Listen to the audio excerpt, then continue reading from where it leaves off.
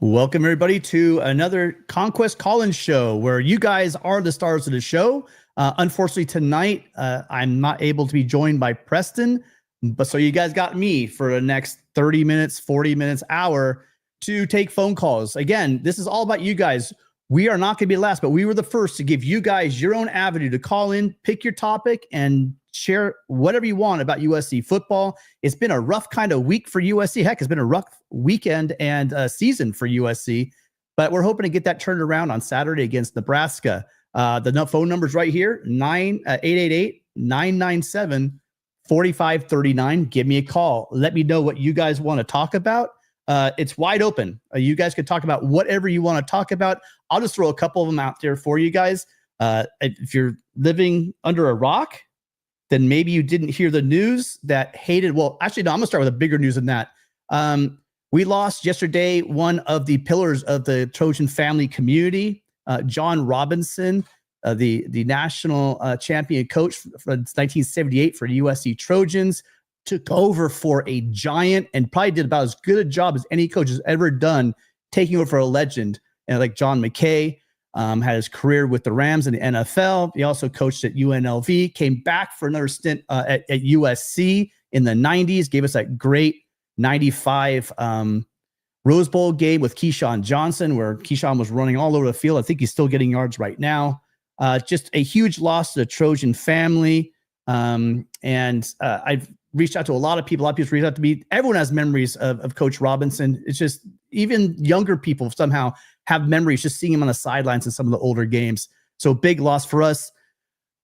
Hayden Lowe, speaking of losses, Hayden Lowe has decommitted from USC. One of the, everyone had Juju Lewis sucking all the air out of the room, when in reality, you had a guy like Hayden Lowe, who is an elite pass rusher in a position, you guys, that we really need some help on, right? On the defensive line, the top lineman, as far as tackles are concerned, has 1.5 sacks. We need some pass rush. Now, I love what Cam Fountain is doing. That's going to be amazing. And I do like our rush, but for some reason it's not working. And we need to start building some depth on the defensive line. This one's a big hit. Obviously, you know that Juju Lewis has been waffling back and forth the entire recruiting for the entire year, really. And now it looks like more and more that he will not be a Trojan. That brings in the news that we look at down the street.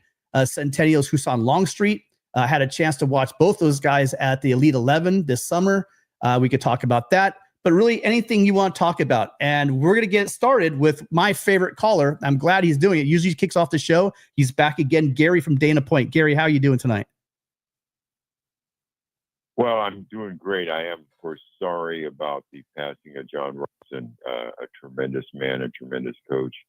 So I usually have illustration, and I'll start. This guy comes home and walks into his house looking kind of despondent, and his wife said, "What's the matter?" He said, "Well, I had the tickets on the Titanic for the maiden voyage, but my boss said I can't go because I got to do some work for him." And she said, "Don't worry about it. We'll get the next one." Why am I telling this story? I have no idea. I'm looking at USC. I have no idea what's going on. We got a new incoming president who is yet to be named. We are losing recruits. We're not doing well in the field, although I certainly hope that Maiava helps us a little bit. I'm not confident we retain our defensive coaches. Recruiting is falling off. We look like the first year of Lincoln Riley. And when I back to Pete Carroll's first year, I thought during that season we went 6-6, but we looked good doing it. We looked hopeful and optimistic in terms of the performance. Here, I'm lost, and most of the guys that I hang with and talk to at the gym about USC, everybody's throwing their hands in the air. And one thing I might recommend, last night USC Jay had a show, and he had John Walker, former U.S. player, national champion, NFL player, and he gave about a 10-minute analysis of what he saw going on at USC, starting when he viewed the LSU game. And he gave a an unbelievable analysis of where USC is at and where the problems are. But Tim, I'm just lost. I'm trying to find an anchor to hoist myself to a position of being hopeful. But I'm lost. Any thoughts? Well, if anyone can give a speech to uplift you, John Walker just has a very spiritual, voice about him, and he could get anyone going. I'm not gonna lie to you, Gary. I'd probably let you down. Tim. I literally was on the phone with Gabe earlier today from Trojan Blade, and for the first time in a long time, I mean, I do like to think of myself as optimistic. People say I'm too negative. I mean, you gotta be realistic, right? But I am generally leaning in towards the positive with the Lincoln Riley era. I was all in, thought this was a slam dunk. And I would say the last month and a half, probably sometime after the Maryland game, I kind of just started letting doubts creep into my head. I kind of stopped going, well, yeah, we're a couple players away. I never really did to a couple plays away, but a couple players away. We need this, we need that. And today was probably the low of that when we lost Hayden Lowe. I don't think USC fans understand how good this kid is. It is a really big loss. And it's not just losing him.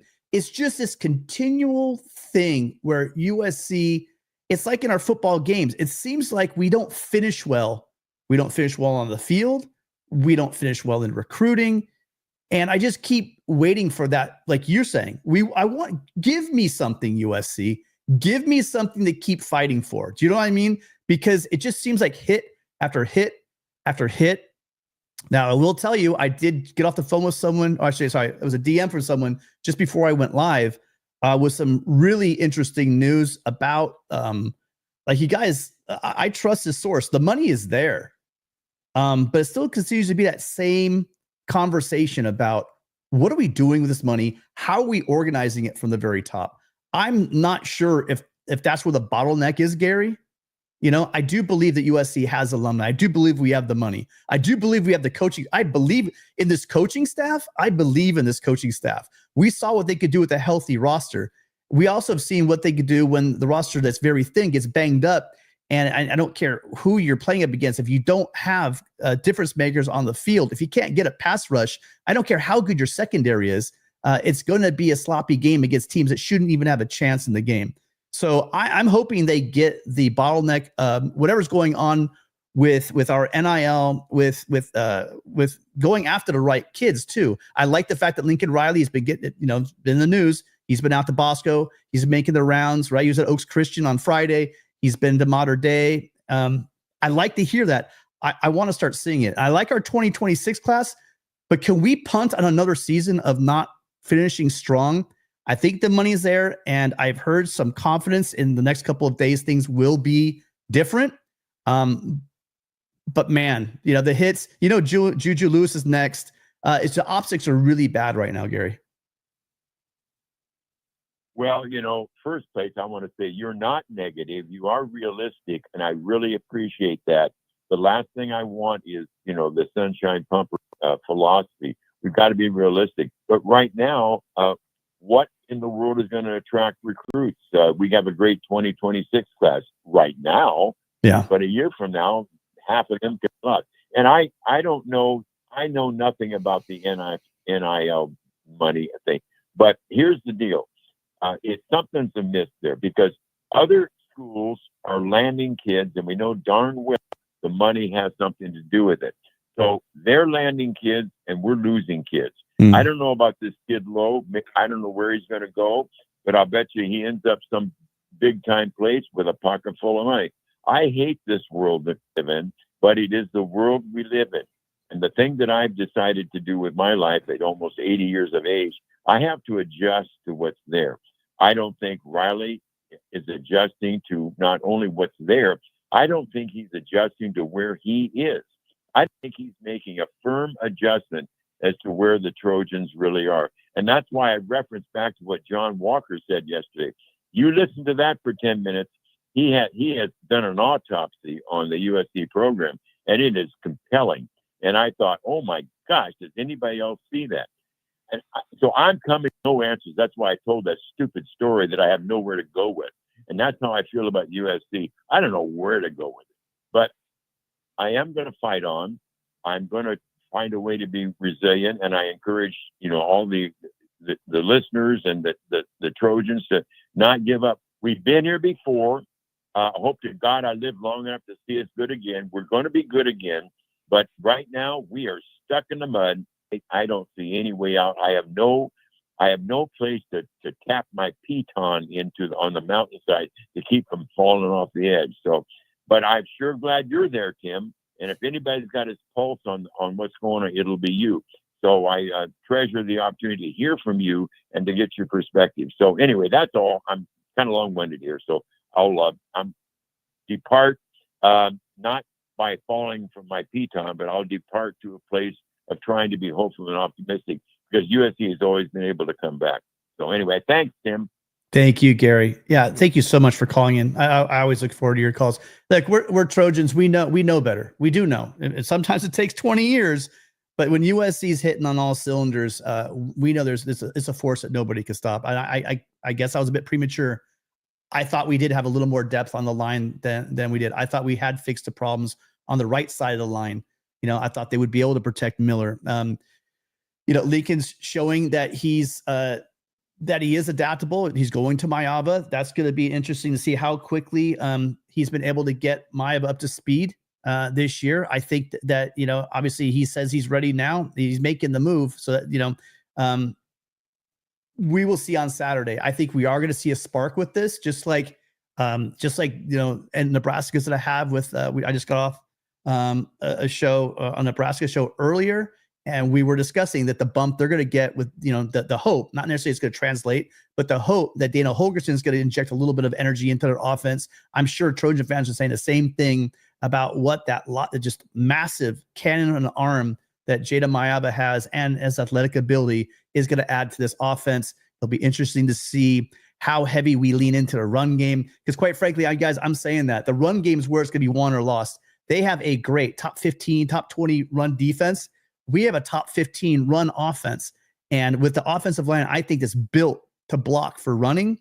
It's not like we're going to have Jayden Maiava running a lot. You guys don't look for that. I don't think they want to get him hurt, dinged up, but he is 6'4", 240. He's not exactly a snowflake. He's gonna move the ball. What I want to see is how that's going to open up it's going to keep everyone like in their gaps. They're going to have to be sound. And so that's going to open up some stuff for Woody Marks, could open up stuff in the middle for Quentin Joyner. And I want to see how well the run game improves last game to this game, because I'll tell you why we're throwing the ball 50 times up in Washington in the rain against a good passing defense, I've got no idea. We are going against a good rush defense, but in order to win this game, we need to run the ball when they know we're going to run the ball against a good run-stopping defense. So, Gary, thank you so much for calling in. Appreciate it, as always, for you calling in and anytime. I miss you. I hope you call in very soon. Fight on, Gary. Well, we got a couple of calls. We got 4 calls. So I'm going to try to move fast through these. I know I could get – Gary's not long-winded. Gary, you nailed it. Thank you for calling in. I get a little long-winded. You guys let me know. I'll slow it down because I do want to get to all these calls. We got 4 calls waiting right now.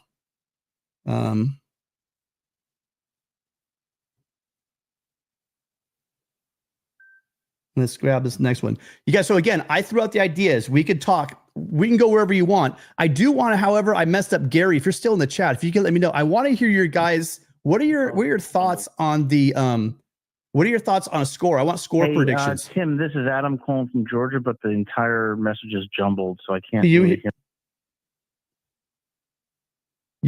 Hello? I'm not sure what happened. I know it's Adam Lamp. Adam, call right back. We only have a couple people in the queue. Hi, Will, you there? Hello?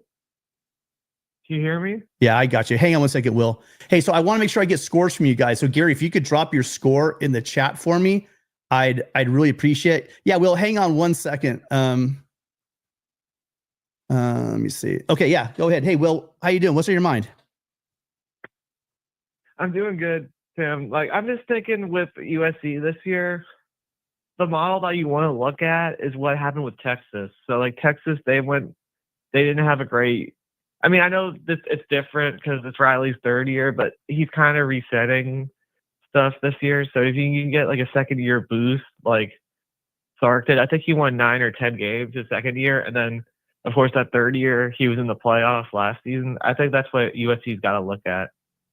Yeah, so yeah, that's what you got to be looking for.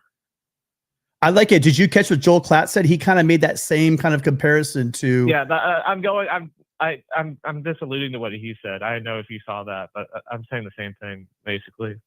Yeah, and basically what Joel Klatt says, you lose big before you lose small, then you lose small before you win small, and then you win small before you win big. I mean, I'm paraphrasing. I don't know if he said small, but that's kind of looking at what's been going on at USC. People, and I really believe this, in 2022, the worst thing Lincoln Riley could have done is have a generational quarterback like Caleb Williams, have an offensive line, a very veteran, solid offensive line, playing for that, and the offense just purred.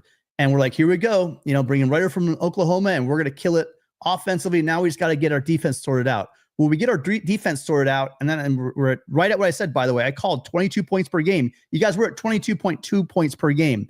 That's a function of a little bit of we're not playing, a situation with Washington with Penix. We're not playing, Oregon with Bo Nix. We're not playing Fafita in Arizona. We're not playing the level of offenses we were playing in the Pac-12. And the offenses we've seen this year outside of probably, LSU have been very, mediocre. Now, we have made some offenses that aren't so mediocre look better than they are. But in general, it's a function of the fact that, yes, I don't think we're playing the same level of offense, but you got to admit the changes and the adjustments that we made at halftime, shutting teams out, have to be very, very encouraging as far as the change. The problem is we knew this before the season started. The depth's not there. The depth isn't there. We still haven't figured out the right side of the offensive line. And until they do in the Big Ten, if you don't have depth and if you don't have a solid offensive line with the pass rush you're going to see in the Big Ten, it's just a recipe for disaster. So, yeah, Will, I mean, I'm hoping you're right. It is year 3, but it is only year 3. You can look at it either way, right? You can say, damn, it's been 3 years. Come on, where are we at? Why aren't we playing better? Or you can say it's year 1 in the Big Ten. It's year 3. It looks like we have the staff together. Can we get the pieces on the roster together? What are your thoughts? Yeah, I think if you win, like the NIL will matter, but not as much. Like if you win, players will want to go to USC. That makes such a huge difference in players wanting to go to a team. Winning, but also showing on the field that you're going to be showcased. How much of the fact that we just lost an amazing elite pass rusher in Hayden Lowe is the fact that our defensive line has very few sacks. I think we got we have like 13 sacks on the season. 13. Let that sink in. Mm-hmm. We're 9 games in. We have 13 sacks in 2021, right? Which was, I think, the nadir. I mean, before Grinch got here, but that last year of Helton, we had 21 sacks. We're on pace right now for 17.3 sacks. To give you an idea, when Tuli went crazy, Tuli Tuipulotu, we had 40 sacks that season. We're on pace for 17.3 this year. Obviously, I think people want to see proof of concept, and I think it has to be done on the field. I know we have the players. I know we have the coaches. I'm just scratching my head trying to figure out how, what is going on the field where these guys cannot generate a pass rush. Love to hear that from you guys in the chat or in a call. Give me a call. Let me know, why can't we generate a pass rush?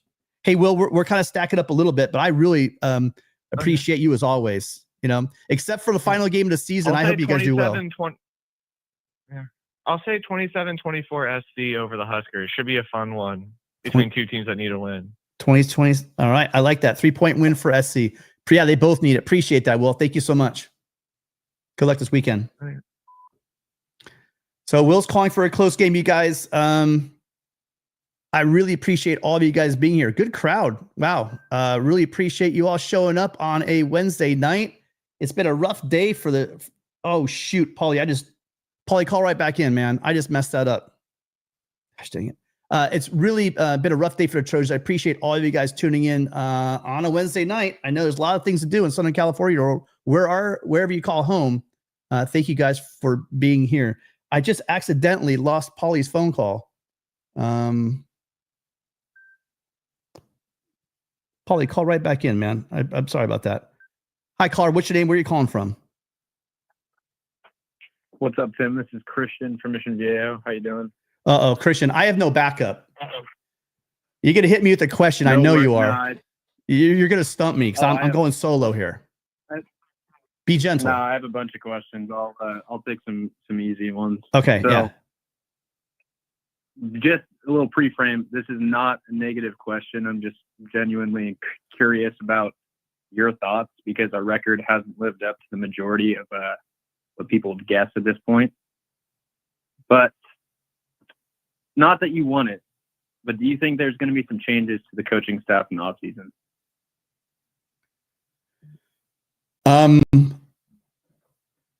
I'm going to hold out reservation for last 3 games. I don't know. Do I think there's going to be changes? I don't think there will be changes. I would like to see more from this offensive line. I think anyone that's been watching the show long enough would say to me, I've been the holdout. I've been the one carrying the banner for Josh Henson. I still like a lot of things he has done. I really do. I mean, if we're going to ding him for the stuff that hasn't happened, you have to give him credit for, Emmanuel Pregnon, the way Monheim's been playing.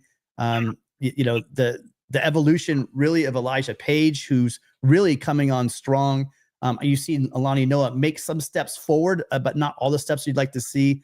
So, I mean, there are some positives to look into, but I mean, I do think that you really have to begin to questioning the recruiting, right?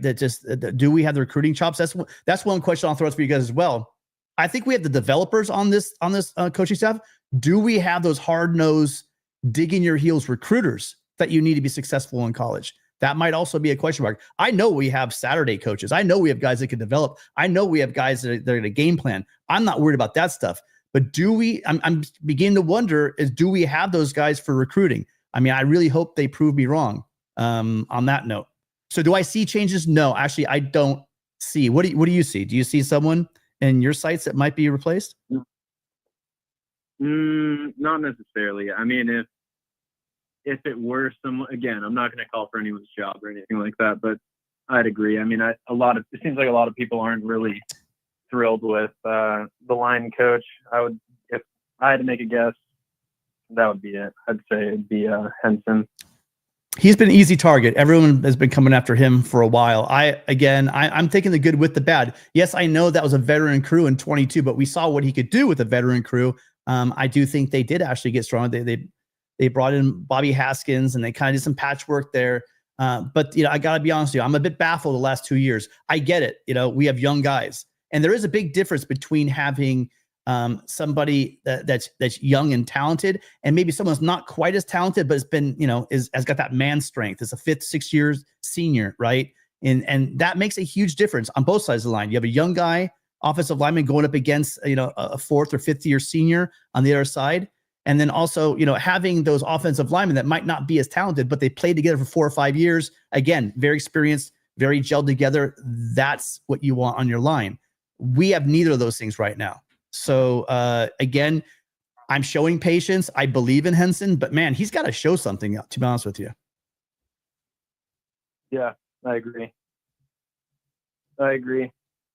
And I know you probably get this all the time. What differences do you think there's going to be in the offense with Maiava instead of Miller?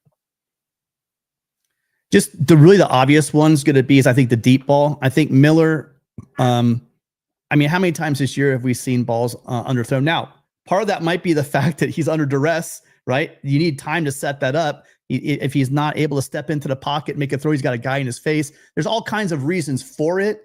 But there's no doubt that watching Jayden Maiava, we got to see a couple of practices in a scrimmage, and that you could see him throw the ball. He's got a live arm, and that's no secret. If you watched him last year at UNLV, he has got a big time arm. And then I think people think that you can see Jayden Maiava running like mad.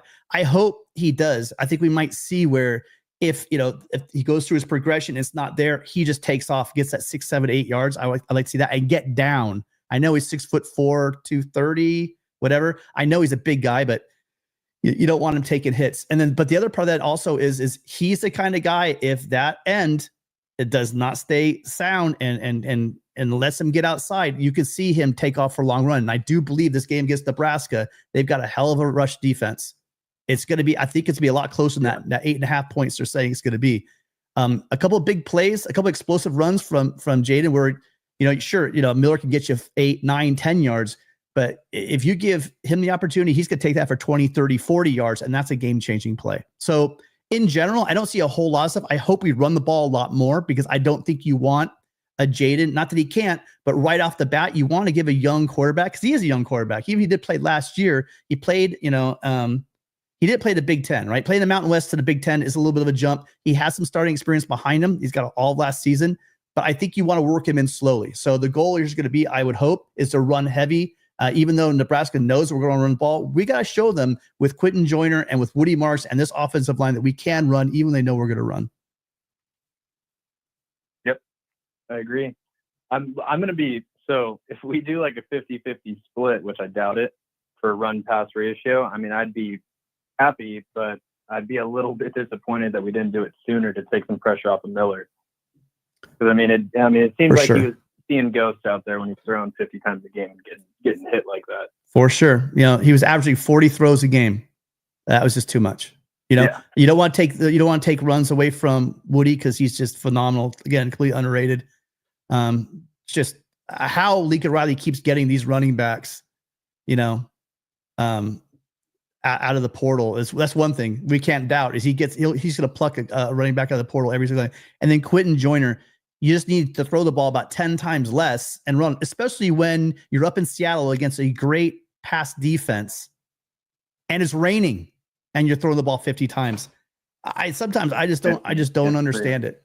I'm not going to question. I'm not going to question who he puts in that quarterback, and I'm not going to question play call. I'm just not going to do it. It's baffling. There's got to be a reason for it because the man's not stupid, but I sure as hell can't see it. Yeah, I agree. All right. Well, I got more questions, but I'll save them for next time. I don't want to keep everyone waiting in the queue. Well, you never know. If you want to come back later, I don't know how many calls we have. We've got 4 people in the queue right now, but I'll be on for at least a half hour more. Stay tuned in I'll stay tuned in if there's no one else in the queue. I'll call back and come at you with more. But my prediction. Yeah. We got a new play caller. I'm going to say 31-20 USC. 31-20 USC. All right. A little more spread out than what Will had. Okay, great. Well, listen, Christian, thank you so much, man. Appreciate you calling in. And thanks for taking it easy on me with the questions. Yeah, no worries. All right. Have a good rest of your night. I'll be listening. Fight on, Christian. Fight on. Yeah, I was scared there for a minute. I didn't have like Matt or Preston, LV, or someone to back me up with Christian. Christian gets good questions out there, and I got lucky tonight. He took it easy on me. Hi, caller. What's your name? Where are you calling from? Hey, Tim. It's Adam calling from Georgia. How's it going? Hey, sorry about it earlier. Are we coming in clear? Yeah, coming in clear. No problem at all. Good. Thanks for. Yeah, I'll be brief. I think it was a terrible decision by Riley to bench Miller Moss. I mean, he's thrown for 2,500 yards, 18 touchdowns, and 9 interceptions. Yes, he's had some interceptions, but the offensive line has been the problem. Against Michigan, he was under duress all day. Against Washington, the O-line was terrible. And if you need any evidence for that, look at Woody Marks, who was almost decapitated on that 4th down because the offensive line didn't block. In addition, Riley's play calling and time management has not been effective. He has not developed Moss, and now he benches him 3 games before the end of the season. Moss is going to transfer to Michigan, and he's putting in a quarterback who had 20 touchdowns and 10 interceptions at UNLV. I think it was a terrible decision, and I think the problem, and Tim, I've given him the benefit of the doubt, I think the problem is Lincoln Riley, not Miller Moss. What are your thoughts? Well, I will tell you, it's not all Miller's fault. Anyone knows that. You're asking, like I said earlier, ask him to throw 40 times a game, sometimes 50, right? He averaged 40. The offensive line was not his best friend. And you know what? You didn't say there, but I know you know it. We got balls going off face masks on crucial 3rd downs. We Yeah. got dig routes where you would have got maybe not the first down, but at Washington you would have been field goal range, and in a close game you probably needed that one as well. There were a couple times, and throughout the whole season, drop balls in the end zone, not securing balls. It's not all Miller, but I have to tell you this as well. Lincoln Riley has been watching this team. People, head coaches, you get paid a lot of money. People can take shots at you, but I haven't been at practice. I haven't seen Miller at practice. I haven't seen Jayden Maiava. I haven't seen Jake Jensen at practice. Do you know what I mean? I have seen 2 practices and 1 scrimmage, and then the games like everyone else has seen. And nowhere in that time, was there this huge separation between them. Obviously, you don't want to look at what he did at UNLV, though. Here's why. Quarterbacks, well, players in general, but quarterbacks especially, they make that huge leap, Adam, from their freshman year to their sophomore year, because you're getting used to that college speed. And there's a huge leap again when you go from the pros, from college to the pros.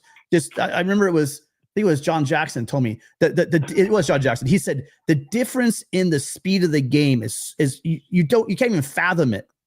Being a player goes from high school to college, or they're from college to the pros.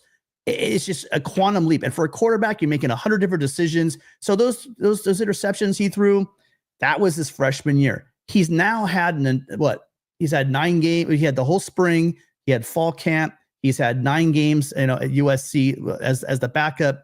He's been practicing. He's getting that tutelage from Lincoln Riley and Heward, but mainly I get Riley's in there too. I have my money all in on Riley as a quarterback developer as well. So, I think we're going to see a different Jayden Maiava. I hope no one's thinking that he's going to be a second coming. I hope he is. But I think that need to bring him along slowly. I think the fan base is put a lot of pressure on him, and rightfully so. We want to see something happen. But at the same time, we got to be patient with this, because is this going to be a good, people are not giving Nebraska enough credit. This is a good defense Nebraska has. And they're going to give us fits on the ground. But I believe in this offensive line. I believe in our backs. And if they can take some pressure off of Jayden, I think he's going to shine. Well, I think you make good points, but Riley is supposed to be such a great quarterback coach. He hasn't developed Miller Moss at all. Instead, what he's doing is throwing Miller Moss under the bus when it's been his time management decisions, his failure to kick a field goal with less than 5 minutes to play against Washington, and other poor decisions that have cost us, along with the O-line. And everyone thinks, Jordan Maiava, he's a mobile QB. Be very careful about endorsing mobile QBs unless you're Jalen Milroe, because mobile QBs, defenses figure them out. What we should have done is develop Miller Moss, because now he's going to go to Michigan and he's going to be a stud for them. I think he made a mistake, and I'm concerned about Riley continuing as head coach. But just my thoughts, Tim. Thanks so much for taking my call, as always, and a great show. No, thank you, guys. Make sure you're checking out Adam over on the Rutgers channel here on the Voice College Football. He's a big Alabama and USC fan. He's alumnus of USC, but he runs the Rutgers channel for Mark. Thank you, Adam. Did I get a score from Adam? Adam, in the chat, let me know what that score is. I'm derelict in my duties again. Appreciate you calling in, Adam. And guys, thank you all for being here. If you could do me a favor, if you could hit that like button really quick and subscribe if you're not already subscribed, really helps us out. Got about 166 you guys on right now. And, we would really love to hit that like button, get that word out to other people that you're enjoying the show. Hi, caller. What's your name? Where are you calling from? Let's go. What's up, Avery? It's Avery calling from Hagerstown. But the irony that you got 2 Georgia guys back to back. Hey, shout out Adam. Hey, shout out Adam, Georgia in the house. Nevertheless, I'm ready to talk. How are you, Tim? I'm doing great. I'm optimistic, and now I'm with you guys. I'm not kidding. When I tell you guys I look forward to this show every week, I was down. Avery, I was down. I was doubting. I was really doubting. And I'm not ashamed to admit it, but I'm ashamed that it happened. You guys will get me back in the mood again. You guys will get me up off the canvas so I can take a couple more swings, because it's been rough being a Trojan fan this season. But again, you never stop being a Trojan, Avery. Absolutely not. But the reality is tonight's word of choice for Lincoln Riley will be development. And I sat here and just thought, since he's gotten here, who's been the cornerstone recruit for either side of the ball that's going to be like that focal point that he could take to any kid's house in America and be like, hey, this is who, I literally brought in, and this is year 1, year 2. This is what he's looked like. And I personally think the instant success made him sway to a degree where he didn't feel like he needed to do some of the basic cornerstones that what I've been telling you about embody USC, right? Even though I'm from the South, I know that you got to have some players from Cal Poly, some players from Mission Viejo, some players from Orange Lutheran. You got to have some of those other guys on the team outside of St. John Bosco and Mater Dei when you strike out, right? You got to go up there to Rancho Cucamonga, get some of those guys. They got a quarterback coming from there. Hopefully. It's been a neglect to build the wall and then come to the South and cherry pick the athletes that want to come to the school because you're winning, right? We're not winning, and now you're trying to sell development. When ultimately, that's what I told you. We talked about in the last call. You're like, hey, they can come in and they can be developed. Well, right now, it's not really showing. On the defensive side of the ball, yeah, I get it. I don't really know what to say. Offensive side of the ball is just is what it is. I'm not advocating for Henson to go, but it's just a weak link. And even the receivers coach, I get it. He's coached good guys in the past, but man, why have our guys the last year and a half taken significant digression in their game, right? It's why isn't Zachariah Branch a better route runner this year? Why is he dropping so many balls?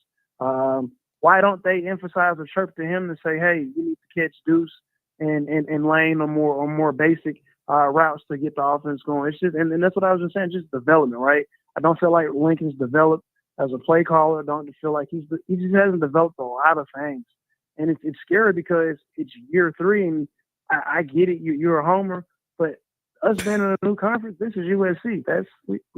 We've been beating up on Big Ten schools for the longest. Ask Illinois, ask Penn State, ask Michigan. So I mean, I don't know, Tim. What you say? I say, I'm damned if I do, damned if I don't. Half of you guys think I'm a homer. Half of you guys think I'm too hard on USC. I will tell you this. You want somebody who you can talk about. So I don't think you have to get a guy who came in as a star and make him a superstar. I like guys like that first class that Lincoln Riley had. They've lost a lot of guys from that. Why? He came in late in the cycle. He tried to throw a class together.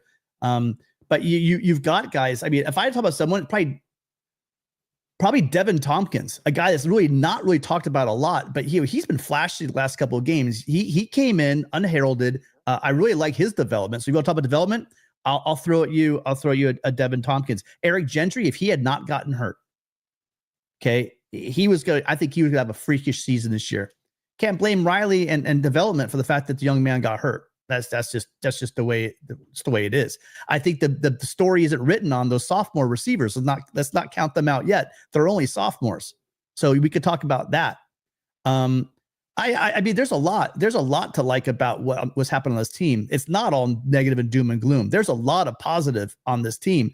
The problem has been depth and not figure out the offensive line. You want to hit Riley, ask him, why can't you sort out the offensive line? 3 years, and we're still having massive problems on the offensive line. So that's my counterpunch to both sides of it. But there are guys. I mean, we have guys. Remember though that 22 class. I mean, he came in really well. That's not really a class. So his first class was really that 23 class, and those guys are all sophomores. So let's see. Their stories aren't written yet, Avery. They aren't written yet. I get it. I'm gonna always throw it out there. That's where I'm at, right? And I know you throw the youth and the experience out there, but man, this is USC, man. Like those excuses don't apply here, right? Like they just don't. We're USC. We're USC, but we don't have special powers. You need to get the players. You need to get the players. You need to get the depth. I think USC has the players. They don't have the depth. Go ahead. I hear that, but why aren't they getting them in the in the fashion that they need. Exactly. There has not been consistent proof of development that people believe in what Well, we're doing. See, you just threw truth in with a little weird thing at the end there. We are seeing development. We just don't have the depth. You with me? So are you saying I mean, quality depth. We have guys that are solid depth, right? But we want to win at the highest level. We don't want to be a mid-level Big Ten team. We may end up somewhere in the middle of the pack of the Big Ten if we go on a little bit of run here. We may end up towards the bottom of the Big Ten this year. But that's not where USC should be. I agree with you there. That's the thing with USC. We should never be at the middle, or definitely not at the back of any conference. That's where you have an issue. Development is there. Development is there. I'm not gonna let you say that it's not there. Development, we've seen it. What we haven't seen is depth. The amount of development we had to stay in some of these games is lacking, right? When do we lose? They fade. You know what I mean? We don't end the game very well. Why are we ending the game very well? We lack the depth. All right, Avery. Hey, my counter argument with that. All right, Avery. Wrap it up. Oh no! Hey, so I think we're going to be in a dogfight against Nebraska. Their defensive coordinator is extremely good, and they play a non-traditional front. I think that's going to confuse the offensive line. We're going to be in for a fight. Yeah, absolutely. I said as much at the beginning of the show, and I fully agree with you. Avery, thanks again for calling, and appreciate you. Fight on, man. Fight on. Thank you. All right. So, man, I think the development's there. Again, that's a great point. Chat or call in. Let me know. You don't think – see, I think – here's my issue. I think we've got a bunch of developers. I think we got some great developers. I'm wondering, and it's obviously it's too harsh to say the first year they just got here. They got to create the relationships with the local recruits, the local high school, the local coaches. I'm wondering, do we have the recruiting chops? The development thing, Avery, I don't got that at all. I think we have the development, but do we have guys that are going to recruit the high level you're going to need? Because not just NIL. Roy Banuelos made that very clear, and I totally agree with him, that what they're doing up in Quackville, I'm telling you right now, it's not just throwing bags. Yes, that helps, but they also have lights out. Whether you like the guys or not, they are great recruiters, and they're tireless recruiters, and they're on their game. And of course, a bag doesn't help to seal a deal. But again, I'm wondering, do we? And I'm gonna say we don't. And I'm not giving the defensive staff enough time. But do we have the relentless recruiters we're gonna need to compete with the Oregon, Ohio State, Miami, etc.? Paulie, I know this is you, and I'm so sorry. I literally hit the hang up button. I'm very sorry. It's my second show of the night, and I'm exhausted. I'm so sorry for dumping your call. Thanks for calling back. Don't even worry about it, man. Hey, don't worry about it. You are one of the most honorable and 100% real men that I've spoken to in my lifetime. You're a great representative of the university. Thanks. And I have nothing but the utmost respect for you, Tim. Thanks, You're amazing, Paulie. brother. You are. And you know what, man? As far as being on the fence about Lincoln Riley, I was there. I was in that dark place. I was already thinking I want Kalani Sitake as our next coach, and I was fighting those feelings. But you know what? I always try to bring out the positive in everything, and you know this more than anybody. And one thing that I've noticed is I've talked to you numerous times about Lincoln evolving as a coach. And even though it's taking some time, what I mean by evolving is you see him over at Modern Day now. You see him opening up about it. And as a former Trojan, let me tell you, this university means the world to me. And what I used to, I had so much pride running through my veins when our teams were loaded with boys from Corona, from Chino, the Bosco boys, all those local schools and local talent. I loved it when we'd go in enemy territory on the road with nothing but a bunch of California boys. You're a California boy. I'm a California boy. We know what it's about. It's something special. Yep. And I think we're going to get back to that. We have to. That's the only way to get back to prominence again, is get back to our roots. And whether Pete Carroll got in his ear or Taylor Mays or DeAnton, somebody got in his ear, and things are changing now, because you know what? We can't be focusing on these kids that they've already flipped on two schools and then think that they're going to commit to us.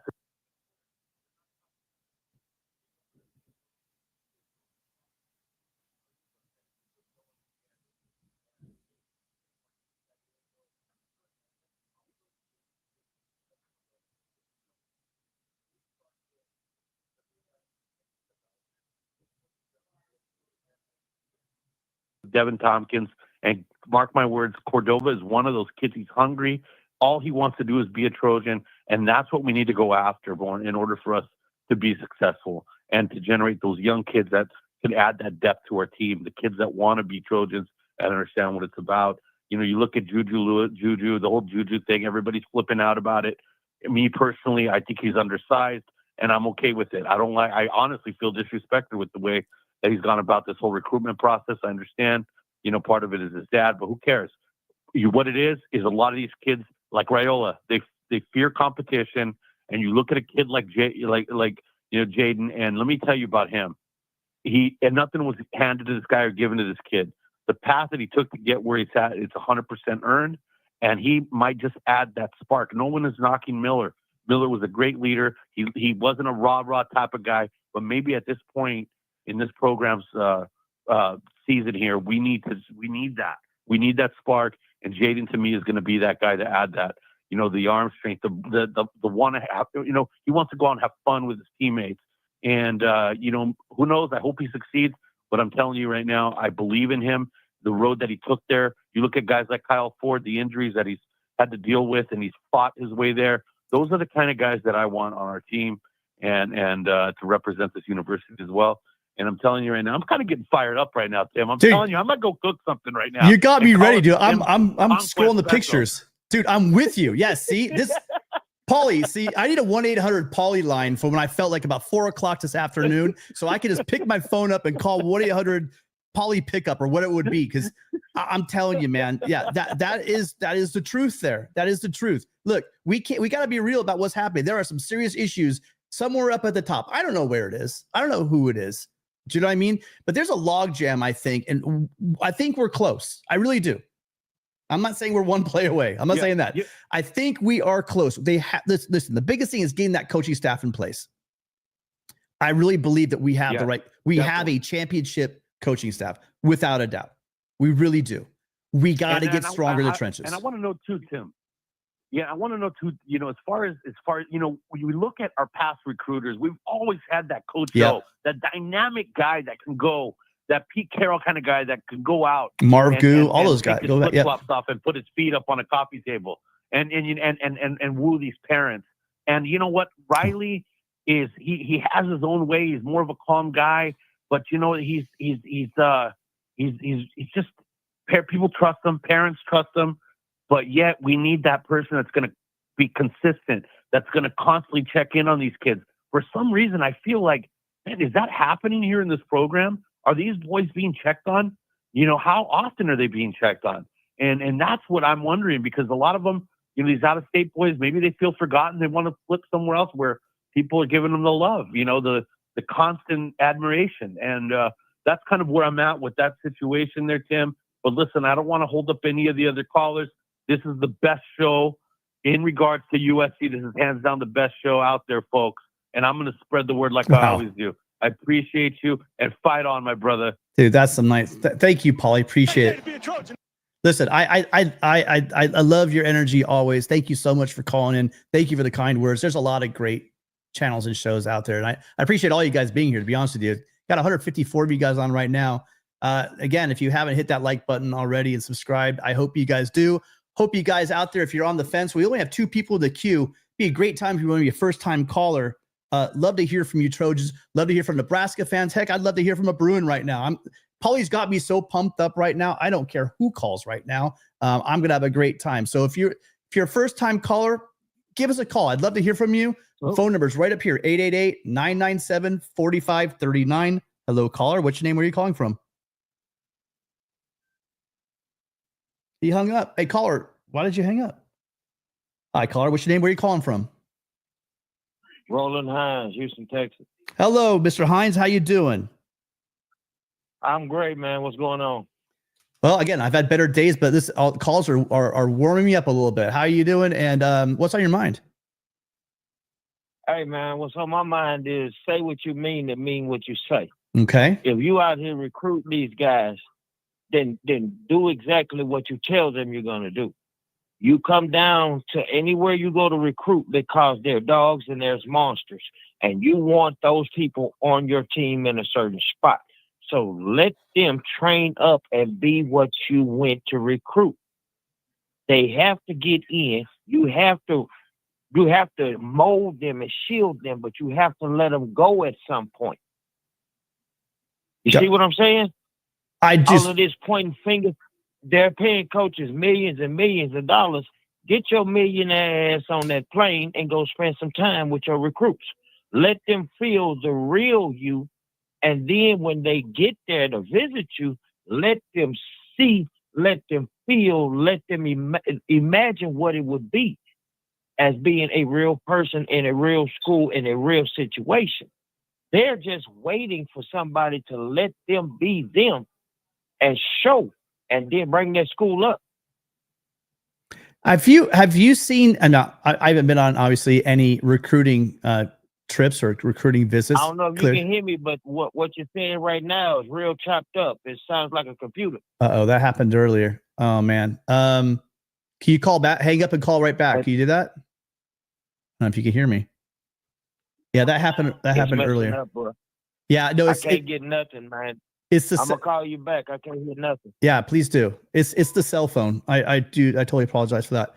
I get you. I want him to know that, like Coach Henny, I think he could sell ice cubes to Eskimos, not because he's a snake oil salesman, because he's a relationship guy. And hearing Coach Henny's story and the way he talks and the way his former players talk about him, I know he's gonna be that guy. And again, I'm up here questioning, what's going on in the recruiting. Do they have the recruiting chops on the defensive side of the ball? We don't know. They just got here. They're getting their feet wet. So it'll be interesting to see what they do.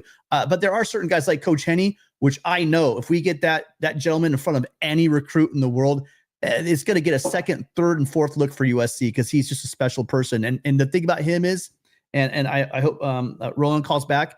I think he is genuine.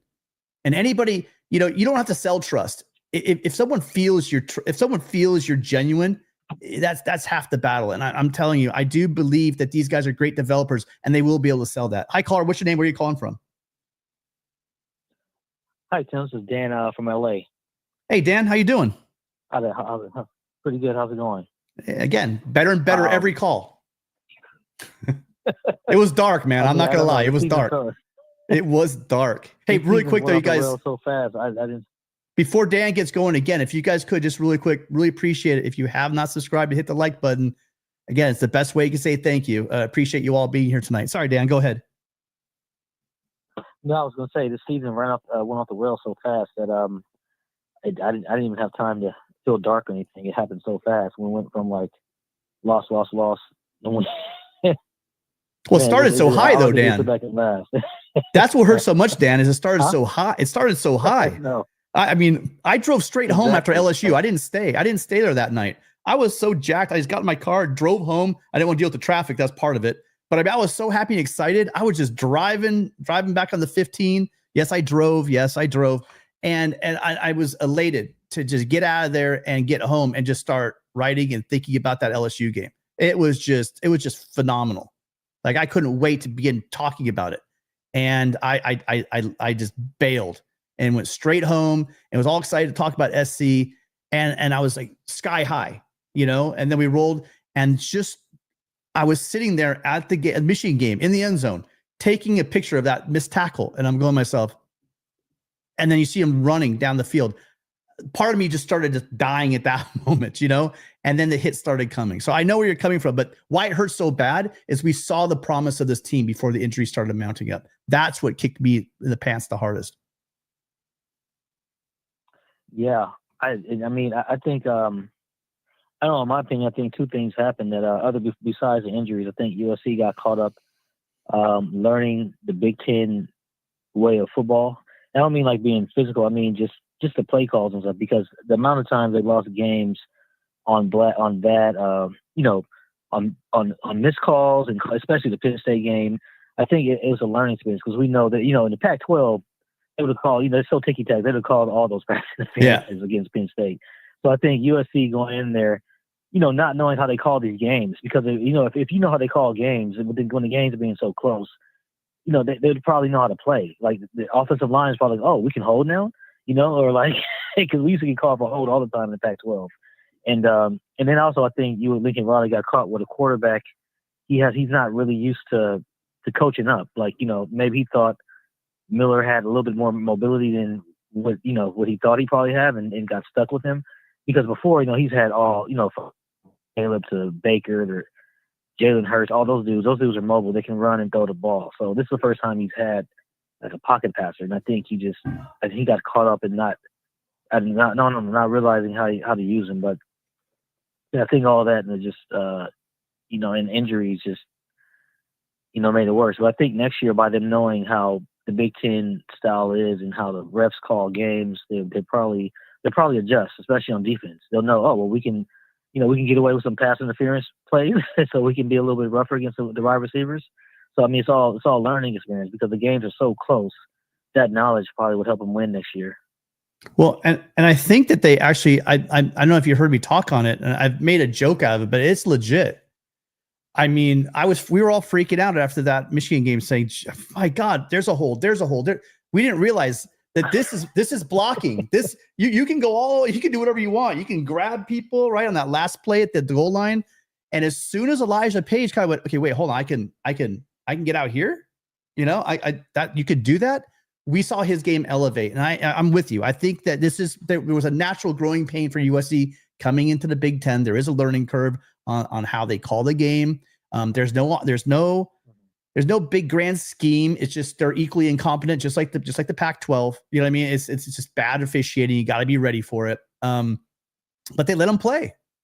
Heck, we went from one extreme to the other. And you know what? I'll tell you what. If you had to ask me, which do you prefer? Do you prefer the ticky-tack pass interference calls, or do you want to let them play a little more? Now, those two plays at Penn State, that was ridiculous. Like, I'm not advocating for plays where guys are getting tackled like they did at Penn State, but short of that, I'm all for it. I like the way in general how like stuff like this is what I don't want to see. Like that not being called was brutal, but in general, plays where they just let them play a little bit tougher. When they allow them, not to grab like right there, like that's the kind of stuff in a game and overtime that needs to be called. But in general, the plays, I'm glad to see them let them play because I hated watching. I mean, I thought we lost corners. Like, why would you want to be a cornerback and go to the Pac-12 when if you breathe on a receiver, they're going to flag you? Do you know what I mean? So, I mean, as a matter of fact, I think a big part of Domani Jackson is doing awesome, right? But the jump he's done. But the thing is he used to get flagged left, right, and center in the Pac-12. But now in the SEC, again, he's also getting a little more development, I bet. But that shines. That physicality, that athleticism shines when the refs keep the flag in their pocket. But yeah, Chris. I remember we used to think that our cornerbacks were so bad because they were getting pass interference calls left and right. I remember that, and then we go from them calling every small foul to like them calling nothing is a big difference. So maybe now the receivers will know they have this off season they're going to have to fight through these to get open. They can't just rely on getting hit and getting all these flags that they used to. And because we weren't out of everything that has happened, bad coaching, bad plays by Lincoln Riley, bad injuries, interceptions. We only lost. We were losing these games like by a little bit right at the end of every game. So it's not we haven't been blown out. We haven't been blown out. So no. It's something like it's just a small something needs to be tweaked here and there. I mean, it's just we're right there. Yeah, that's what happens when they don't call pass interference and on defensive holding. But yeah, no, I'm with you. We should listen. I think that they are learning. That's a great point you bring up. That they're learning the league. They're learning how it's played. And again, overall, I'm bullish. I still am. I'm really excited to see how this team's going to play differently. It gives us a spark. We were really in a rut there. This is going to give the Trojan fan, and I hope you guys get out there to the game. I hope people do go check out the game because there's going to be a lot of Nebraska, and we are not UCLA. We don't have our home stadium invaded.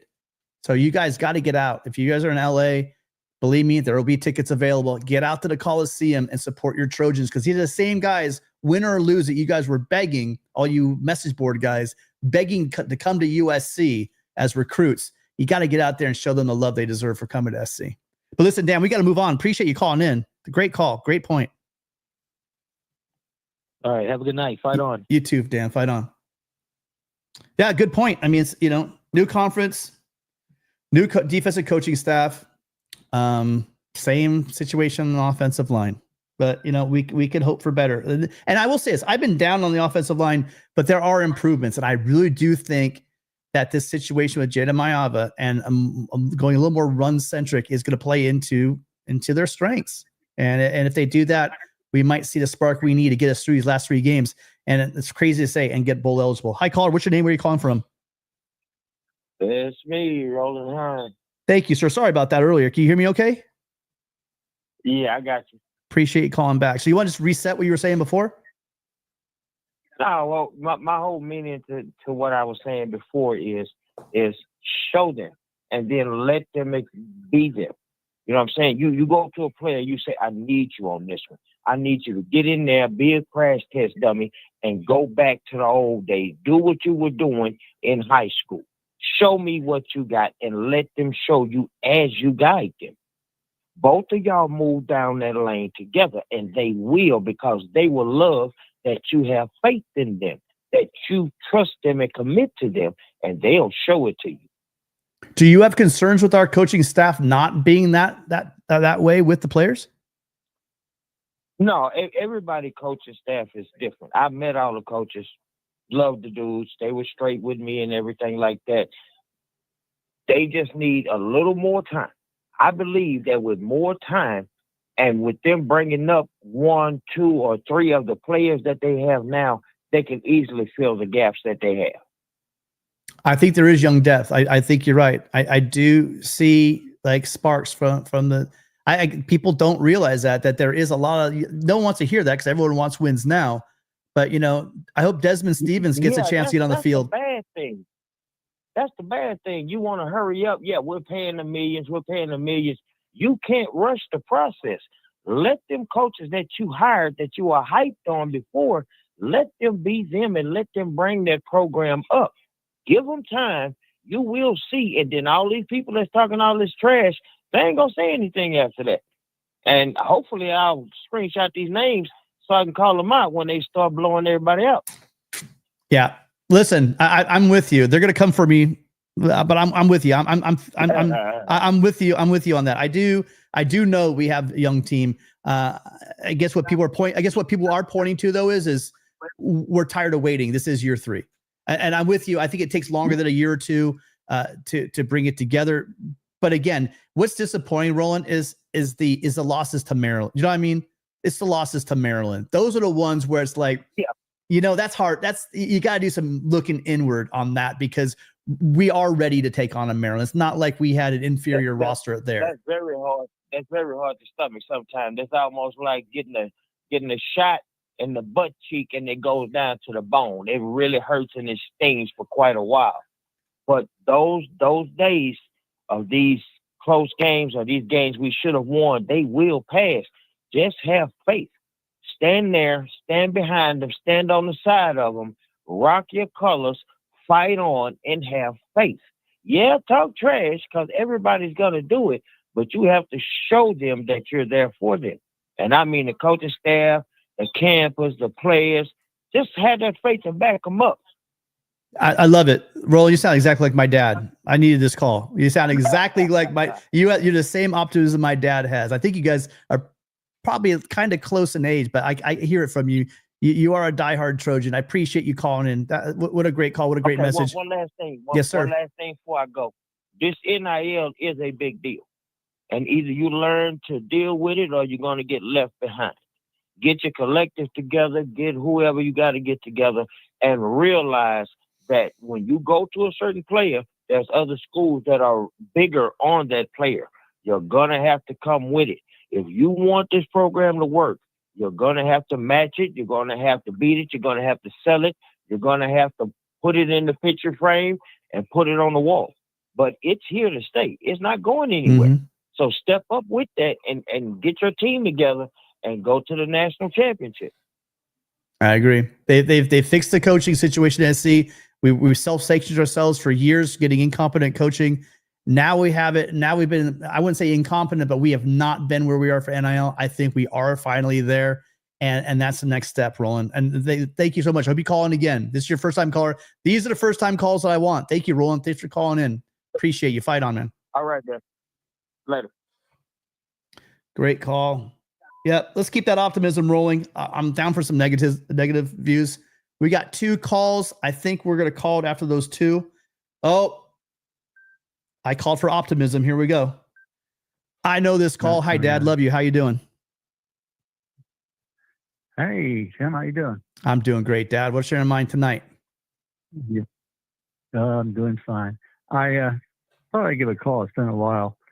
It's interesting. It seems to be a time for the review of predictions and requests. But carry on, men of Troy. Carry on to victory.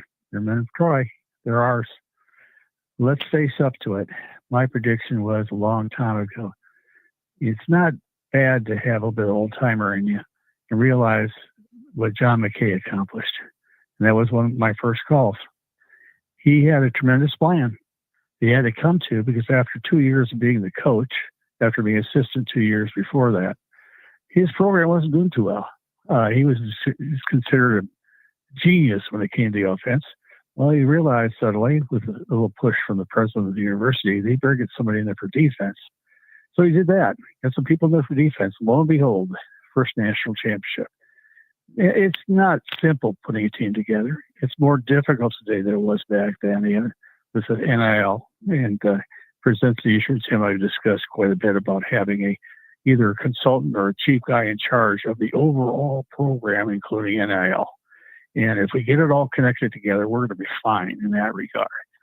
But as I said, first time around, I mentioned how he had a coaching staff together. And it was one very important thing McKay finally realized, and have it complete. And we've done that. Check 1. Number 2, concentrate on the defense. This is McKay way back then. He concentrated on the defense. He already had the offense pretty solid after that. And he's got a bunch of All-Americans. We completed that. Now, we completed this the 3rd year of the university's attempt at a comeback with people all against us. And let's face it, they are. They don't have SC around them. The guys in the Big Ten, including the guys who came over from the Pac-12. So we got a lot of world control. And I'm getting waves from your brother here to speed things up. Oh, you tell him to wait. You got as much time as you want, Dad. Okay. You get that up together. You've got the defense. You got it together with the coaches. Then you got the players on the offense. Then you get the players on the defense. But usually the defense would come first in the McKay plan. They came last in ours. Let's face it. We thought we had the offense with just a great quarterback and backup. Quit waving. Come on. Okay. Hey, wait, Dad, really quick, Dad. Hey, Dad, before Kevin kicks you off, Dad, hold on. John Robinson passed yesterday. Do you have any story or anecdotes about John Robinson for me? Yeah, that's what I was coming. Yeah, I was coming to that.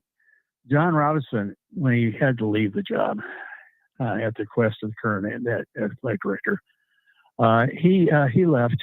He was honest. He said, "I did not know there was a lack of depth at USC that I came back to." He had left a team that was used to having a depth. So you keep talking about depth. That was something he recognized, even though tour number 2, John McKay was not successful. Tour number 1 was. He said that was the main weakness, depth. And you said at the beginning of the year, depth is going to be our problem. And it has been. We got to get back to the point that the players were saying, "Oh, I don't want to come there." And you say to them, "Oh, we don't think any come to USC. We're going to offer you the best protected program you can get to. Train you, build you." And Coach Robinson, he was a great guy. And God bless him. And I had a sad introduction personally. I saw him on the field and everything, of being the pallbearer at his brother's funeral. And what a great man. He was a great man. And I'll miss him. I'll miss him being around the school. Great man. Anyway, when you look back with 58-year season ticket office, and you see what the school is going through, it hurts. It hurts. And if you're a true Trojan, you show up for games. You show up for games. Don't repeat yourself. Okay, Kevin, I'll repeat myself. He's getting on it. Well, listen, Dad, appreciate you calling in. And listen, I appreciate all those years of you showing me, and I remember you telling me how much he lamented about at the end also, John Robinson, about his stint. And I remember you saying to me, and this one I really stuck in my head, you can have a great head coach, but you also need great assistants behind it. You can be a great head coach, but you need to have those assistants in place. And I believe you told me at the time you didn't feel that Coach Robinson had on that second stint the guys he needed to be successful at the time. He had a lot of ex-players, and they were great players, but he did not have the coaches he should have had. All right. Fight on, Dad. Love the call as always. Okay, Appreciate you. All right. Okay, Bye. Yeah. It's a sad place. Trojans out there. John Robinson, Robo coach. He just is kind of the coach that I when I was really little, grew up on.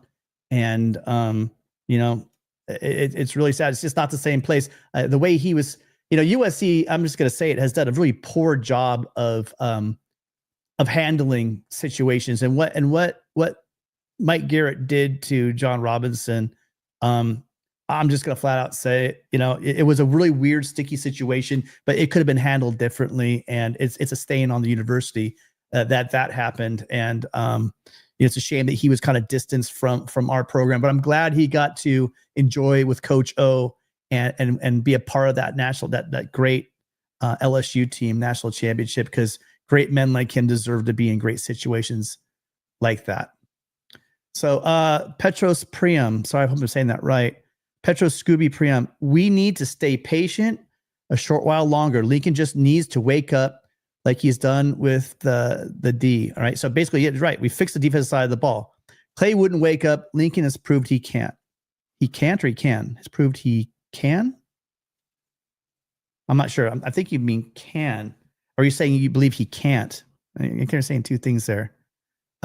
Clay couldn't. Clay, it was limited. I'm not one of the guys who wants to, I'm sure there'll be a lot of people screaming at Clay Helton when he comes to town next year. I'm not. The guy tried as hard as he could. He just wasn't up for the task. Don't blame the guy, blame the people who hired him. That's what I'm talking about with USC. Sometimes up at the top, the decisions that are made boggle the mind. But listen, I really appreciate all of you guys calling. Gary started off, Will, Paulie Walnuts, Christian, Adam, thank you, Adam, Avery, Mr. Hines, Roland Hines, Dan, and then my dad, of course. Appreciate everyone who came in tonight. Appreciate all of you guys in the chat. Remember, this is a wild show where it's kind of hard to juggle so many things at once. I don't have a producer taking the calls. I don't have someone putting the graphics up. It's just like a one-man band tonight. Preston will be back next Wednesday. Wishing he had an illness in the family, wishing him and his family well on that. Hope they are all doing better. We will be back again for a post-game show. I don't know if it's gonna be immediately after the game or if it's gonna be on Sunday. Stay tuned for that. You guys on the way out, if you're not subscribed, we do these live shows all the time. We pop up when necessary. I'm telling you, there's a certain quarterback out there from Centennial that might go. If we land him, you better believe I'll be here live taking your phone calls. That's without a doubt. It's going to be a crazy ride up into the recruiting start of the early recruiting signing period. Make sure that you use us as your source for information. We will be going live with Anything Pops. Make sure you check it out. Trojan Blade, thank you so much. Rusty, thank you so much for your support. All you guys on Twitter that retweet the show, you guys mean so much. Really appreciate you being here. And again, audience, thank you for being here. We will hopefully see a triumphant Nebraska attempt to beat USC, but a triumphant Trojan victory on Saturday at 1:00. It's maybe so early. Maybe I'll go live later in the evening. I don't know. So that's why it's important you guys subscribe right down there in the corner, the little subscribe button, so if we go live on Sunday. Otherwise, we will get to you before Wednesday. I promise. If you subscribe, you will know when we go live. So appreciate y'all being here, and I guess we'll just see you guys all sometime Saturday or Sunday. All right, fight on, you guys.